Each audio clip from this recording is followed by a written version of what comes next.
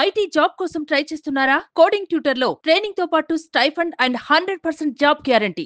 Right, Kavitha ఇంటి వద్ద BRS శ్రేణులు ఆనందోత్సవాలతో ఉన్నారు. ఇక్కడ మరో కార్యకర్త ఉన్నారు, మహిళ వారితో మాట్లాడదాం. మేడం, కవిత గారు ఇదే సమయానికి మార్చి 15కి అరెస్ట్ అవ్వడం జరిగింది. ఇదే సమయానికి మరలా ఇంటికి రాబోతున్నారు. ఎట్లుండబోతుంది? చాలా సంతోషంగా ఉన్నది. ఏ రోజైతే కుట్రపూరితంగా ఆమెను తీసుకొని పోయిండ్రు, ఖచ్చితంగా అవన్నీ ఛేదించుకొని మళ్ళీ కవితక్క కడిగిన ముత్యంలాగా వస్తున్నది. ఫుల్ హ్యాపీ ఉన్నది. ఈ రాజకీయంగా ఆమెను అరెస్ట్ చేసిండ్రని ప్రజలందరికీ అర్థమైపోయింది ఈరోజు. అది ఏంది ప్రూఫ్ చేయలేకుండానే ఆమెను 5.5 నెలలు జైల్లో పెట్టిండ్రు, ఒక మహిళను. కానీ ఆ ఉసురు మాత్రం తప్పకుండా ఎవరైతే దీనికి కారకులో తప్పకుండా వడ్డీతో సహా చెల్లిస్తామని కవిత గారు అన్నారని నిన్న. జరుగుతుంది అది? ఖచ్చితంగా చెల్లుతుంది. ఎవరిపైన అనేది క్లారిటీ ఇవ్వలేదు. ఇక్కడ ఎవరిపైన అనేది ఇప్పుడు మనకి క్లారిటీ లేనిది అనేది మా బాపు కేసీఆర్ మా బీఆర్ఎస్లో కూడా లేదు.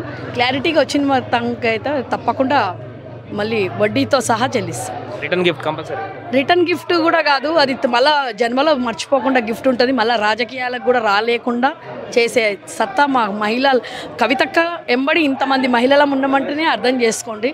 ఈరోజు ఆమెను ఒక బాపు కేసీఆర్ మీద పగ సాధించలేక తన బిడ్డ మీద చూపించిండ్రు. కానీ ఆమె ఎట్లా అయితే పోయిందో మళ్ళీ అట్లనే వస్తున్నది. ఈరోజు ఆడబిడ్డలది మా అందరిది అక్కకు ఎప్పుడు ఇంకా ఇంకా రెట్టింపుతోని పనిచేస్తుంది అక్క. ఇంకా రెట్టింపు అంటారు కదా, ఎవరెవరో విధవలు పోయి సీఎంలు అయినరు. ఈరోజు అక్క లోపలికి పోయి మళ్ళా నిన్న శ్రీకృష్ణ జన్మాష్టమి రోజు తెల్లారి అక్కకు బెయిల్ వచ్చింది. మాకు చాలా సంతోషంగా ఉంది అక్క.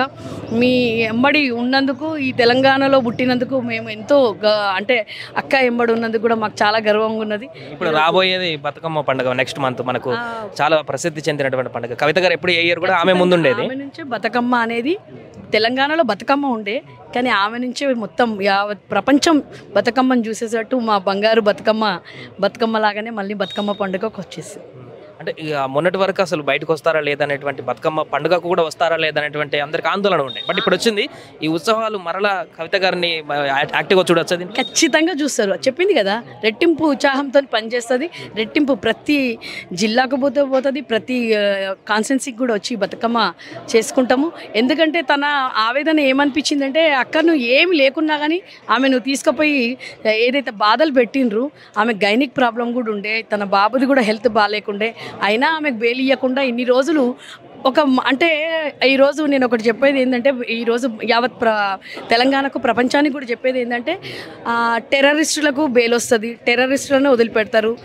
మళ్ళీ అంటే మాఫియా చేసే వాళ్ళని వదిలిపెట్టిండ్రు, బెయిల్ వస్తుంది వాళ్ళందరికీ. కానీ ఒక మహిళను ఇన్ని రోజులు ఏ తప్పు చేయకుండా ఖాళీ నోటి మాట మీద అటు నుంచి ఇటు నుంచి అటు అయిన 100 కోట్లు అన్న మాట మీద అరెస్ట్ చేసింది చూడు. ఇది మాత్రం ప్రజలు చూస్తున్నారు.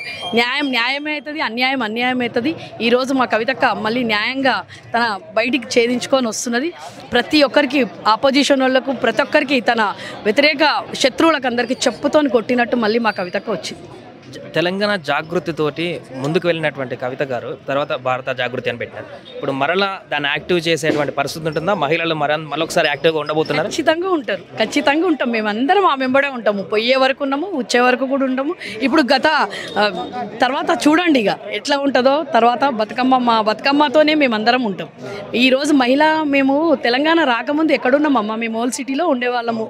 ఈరోజు మా కవితక్క, కేసీఆర్ బాపు తెలంగాణ వచ్చినాక ధైర్యంగా యావత్ తెలంగాణ కాదు, ఈరోజు గల్లీ నుంచి ఢిల్లీ దాకా అక్కెంబడిపోయినాం. అంటే ఆ ధైర్యము అవన్నీ మా బాపు కేసీఆర్ నుంచి వచ్చినాయి. కాబట్టి ఖచ్చితంగా మళ్ళీ మా కవితక్క మళ్ళీ ముందుకు పోతుంది, చాలా పెద్ద పెద్ద శిఖరాలను అదిస్తుందని చెప్పేసి మేము ఆశపడుతున్నాము. ఆ వెంబడి మేమందరం ఉన్నాం.